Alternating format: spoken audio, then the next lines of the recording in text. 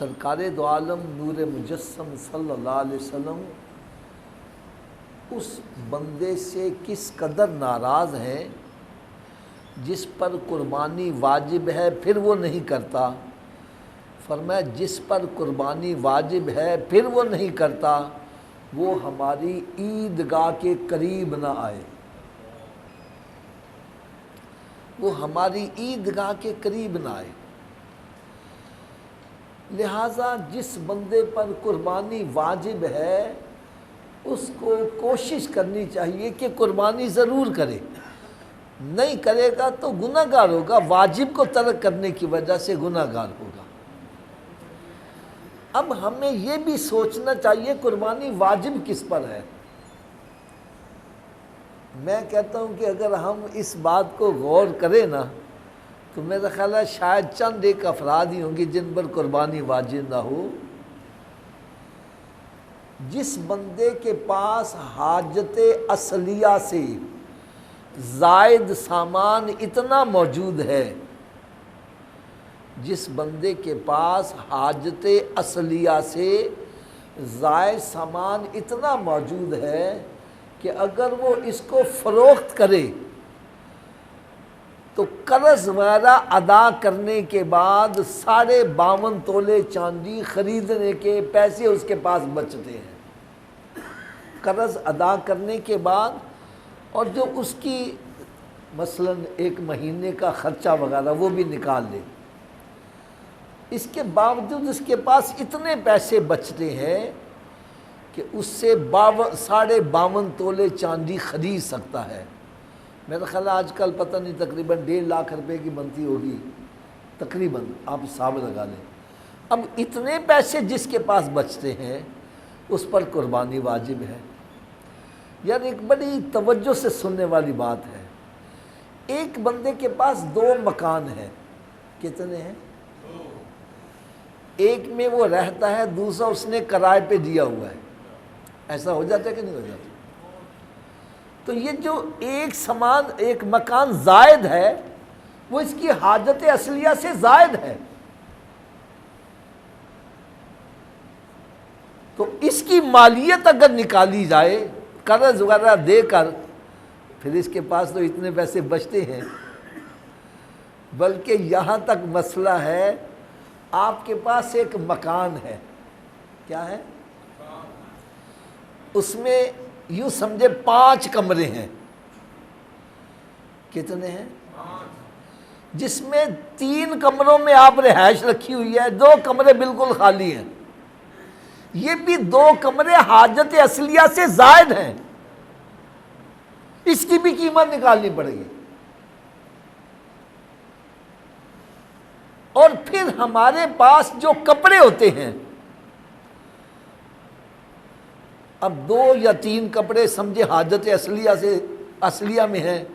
اب اس سے جو زائد کپڑے ہیں، میں کہتا ہوں ہمارے پاس عورتوں کے پاس ایسے ایسے سوٹ ہیں، ایک سوٹ ہی 1 لاکھ روپے کا ہے اور وہ استعمال میں نہیں ہے، حاجت اصلیہ سے زائد ہے. کئی ہمارے پاس برتن ایسے ہیں جو حاجت اصلیہ سے زائد ہیں، ہم کئی سال ہو گئے ان کو استعمال ہی نہیں کرتے. اسی طریقے سے اور بندے کے گھر میں 2 فریجیں ہیں، اب استعمال کے لیے تو ایک ہے، تو ایک حاجت اصلیہ سے زائد ہے. اسی طرح آپ اسی پر قیاس کرتے ہوئے دیکھیں ہمارے گھر میں کتنے سامان ہیں جو فالتو پڑے ہوئے ہیں. ان کی اگر قیمت نکالی جائے، اور پھر یہ ہے کہ کون سا ایسا بندہ ہوگا جس کے گھر میں 1 تولہ بھی سونا نہیں ہوگا. 1 تولہ سونا ہے اور اس کی قیمت دیکھو کتنی بنتی ہے، تقریباً 2 لاکھ روپے سے زائد ہی ہے. تو اس سے 52.5 تولے چاندی آپ خرید سکتے ہیں. لیکن میرا مطلب ہے کہ اس طرف ہماری توجہ ہی نہیں ہے. بہت کم بندے ہیں جو میرا مطلب ہے کہ جو قربانی دیتے ہیں، ورنہ اکثر اس سے غافل ہیں. حدیث مبارکہ میں آتا ہے کہ جس بندے نے لمبا سفر کرنا ہو، ایک تو یہ نا میں نے یہاں سے ہربنس پورے جانا ہے تو میں پیدل بھی جا سکتا ہوں، بغیر سواری کے بھی جا سکتا ہوں، اور میرے پاس زاد راہ نہیں بھی ہے تب بھی میں جا سکتا ہوں۔ اور اگر میں نے یہاں سے کراچی جانا ہو، پھر اس کے لیے دو چیزوں کا ہونا ضروری ہے، ایک سواری کا، دوسرا زاد راہ۔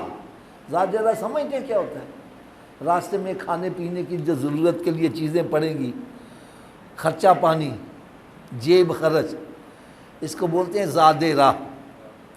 پھر لمبا سفر ہو تو دو چیزوں کی کون کون سی ہے؟ سواری، دوسرا خرچہ پانی، زاد راہ۔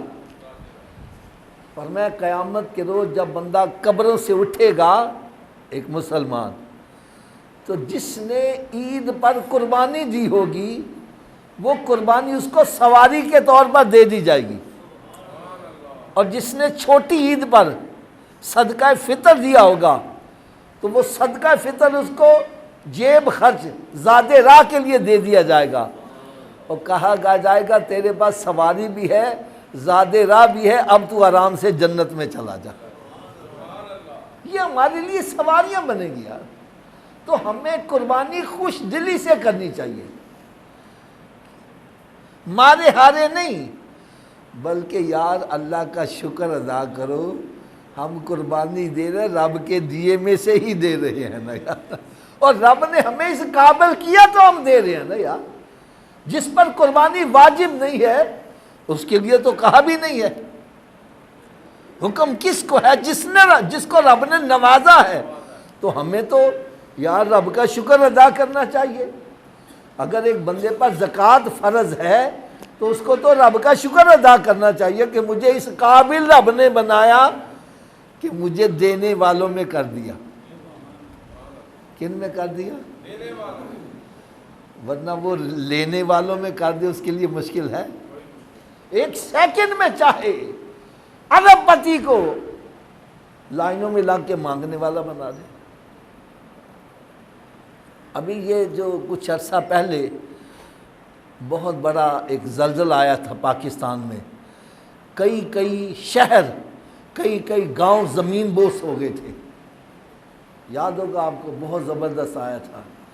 تو ہمارے ایک دوست ہیں، وہ کہنے لگے میرے دل میں خواہش تھی کہ میں ان متاثرین کو کھانا وغیرہ غلہ اپنے ہاتھ سے دینے جاؤں۔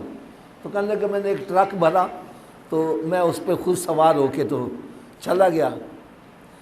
کہنے لگے وہاں جو متاثرین تھے وہ لائن میں لگے ہوئے وہ چیزیں لینے کے لیے، ایک بندہ لائن میں لگا ہوا اور زاروں قطار رو رہا تھا۔ میں بڑا حیران ہوا کہ یار یہ رو کیوں رہا ہے؟ میں نے اس کو قریب بلایا، بھائی تو رو کیوں رہا ہے؟ کہنے لگا حضرت صاحب میں باہر کے ملک سے آیا تھا، میرے پاس اتنی دولت تھی، اتنی میرے پاس گاڑیاں تھیں اور اتنا میرا بینک بیلنس تھا، میں نے کبھی سوچا بھی نہیں تھا کہ مجھے بھی کبھی لائن میں لا کے مانگنا پڑے گا۔ کہنے لگا آج سب کچھ تباہ ہو گیا۔ تو بھائی ہمیں اللہ کا شکر ادا کرنا چاہیے، رب ہمیں دینے والوں میں کر رہا، لینے والوں میں نہیں کر رہا یار۔ وہ کر دے اس کے لیے مشکل ہے؟ کوئی مشکل نہیں۔ تو اس لیے ہمیں خوش دلی سے قربانی کرنی چاہیے۔ اور آج جو میں ایک مسئلہ بڑا ضروری بتلانے لگا ہوں وہ بڑی توجہ سے سنیے گا۔ کیوں جی توجہ ہے نا؟ قربانی کے ایام ہیں 3، کون کون سے ہیں؟ 10، 11 اور 12۔ کون کون سے ہیں؟ اونچی بولو۔ اس میں آپ رات میں بھی قربانی کر سکتے ہیں، 10 اور 11 کی درمیانی رات، 11 اور 12 کی درمیانی رات۔ بعض کتابوں میں رات میں قربانی کرنا مکروہ قرار دیا ہے، یہ اس لیے تھا کہ اندھیرے کے اندر کہیں چھری غلط جگہ نہ لگ جائے۔ اب رات میں اتنی روشنی ہوتی ہے کہ لوگ میچ کھیل رہے ہیں، تو اگر وہ تاریکی ختم ہو جائے، دن والا سما بن جائے، تو آپ رات میں بھی قربانی کر سکتے ہیں، کیونکہ منع کس لیے تھا؟ اندھیرے کی وجہ۔ اگر اندھیرا ختم ہو جائے تو حکم ختم ہو گیا۔ نہیں سمجھ لگی بات؟ تو 3 دن ہے اور 2 راتیں، یہ قربانی۔ اگر آپ کو کسائی دن میں نہیں ملتا، رات میں آ گیا ہے، تو آپ اتنی روشنی رات میں بھی قربانی کر سکتے ہو، ٹھیک ہے۔ بعض بندے کہتے ہیں نہیں نہیں حافظ صاحب 4 دن ہے قربانی،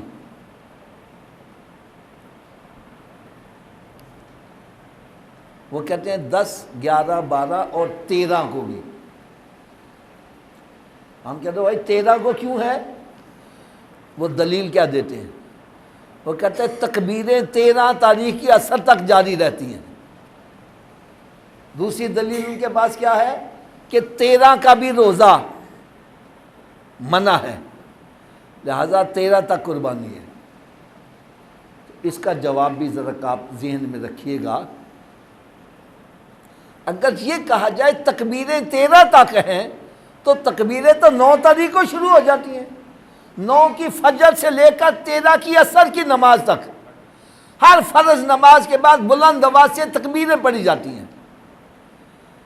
کہاں سے لے کر 9 کی کہاں تک ہے؟ تو پھر 9 کو بھی قربانی ہونی چاہیے۔ اگر تکبیروں کی وجہ سے ہی ہے تو پھر بھائی 9 کو بھی ہونی چاہیے۔ جو کہتا ہے نہیں جی نہیں روزہ 13 تک ہے، تو بھائی ایام منیہ تو 5 ہیں، 4 نہیں ہیں، 5 ہیں۔ ایام منیہ کون سے ہیں؟ جن میں روزہ رکھنا حرام ہے۔ آپ کا فرض روزہ بھی رہ گیا ہے، ان 5 دنوں میں آپ فرض روزے کی قضا بھی نہیں کر سکتے، نفل بھی نہیں رکھ سکتے، فرض بھی نہیں۔ ان 5 دنوں میں روزہ رکھنا حرام ہے۔ ان کو بولتے ہیں ایام منیہ۔ کیا بولتے ہیں؟ جن میں روزہ رکھنا حرام ہے، منع ہے۔ وہ کون کون سے ہیں؟ ایک ہے یکم شوال، جس دن چھوٹی عید ہوتی ہے۔ دوسرا ہے ذی الحج کی 10، 11، 12 اور 13۔ اگر یہ کہو کہ 13 تک روزہ ہے لہذا 13 کو بھی قربانی ہے، تو پھر یکم شوال کو بھی ہونی چاہیے، کیونکہ یکم شوال کو بھی روزہ حرام ہے۔ تو یہ دلیلیں صحیح نہیں ہے۔ قربانی کے دن کتنے ہیں؟ اونچی بولو۔ آج جو میں آپ کو جو ضروری مسئلہ بتلانے لگا ہوں وہ بڑے غور سے سننا۔ ہمارے کئی ایسے عزیز و اقربا ہیں جو باہر کے ملکوں میں ہیں، وہ کہتا ہے جی میری طرفوں بھی قربانی کر دینا۔ ایسا ہو جاتا نا، کوئی سعودی عرب میں ہے، کوئی کینیڈا میں ہے، کوئی امریکہ میں ہے، وہ کہتا ہے بھائی ہمارے یہاں پر قربانی کا اہتمام کرنا مشکل ہوتا ہے، تو آپ ایسے کرنا کہ میری قربانی پاکستان میں ہی کر دینا۔ ایسے افراد کے لیے ذرا مسئلہ توجہ سے سن لو،